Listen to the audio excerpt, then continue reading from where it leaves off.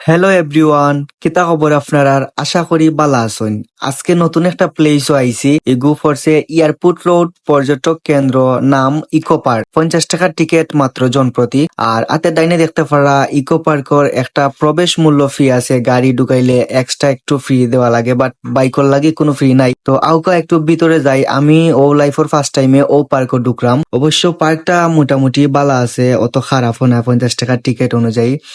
আর ও যে রাস্তাটা দেখতে পাররা, ও রাস্তাটার অভিজ্ঞতা থাকলে আমারে কইবা। ও পার্কর অভিজ্ঞতা খার খার আছে, আমরা সিলেটি বাই বইনাইন্তর একটু আমারে কইবা। কারণ আমরা ঢুকছি 50 টাকার টিকিট কাটিয়া, 2 জন 100 টাকা দিই, কিন্তু ঢুকার পরে একটা তা ভিডিও বানাইতে পারছি না। ও যে সামনে যে একটা রয়্যাল বেঙ্গল টাইগার দেখতে পাররা, ওগুর যে একটা রাস্তা আছে, ও রাস্তা মুখা ঢুকিয়া অবস্থা মানে কিতা কইতাম আপনারা রে। তো আর কিছু কইয়ার না, যারা যারা অভিজ্ঞতা আছে একটু কইবা যে ও পার্কের অভিজ্ঞতাটা কিলা আসলো। কাপল যারা যারা আছেন তারা লাগে ও পার্কটা বেস্ট হইব, ওটাও আপনারা প্রুফ দিলাম।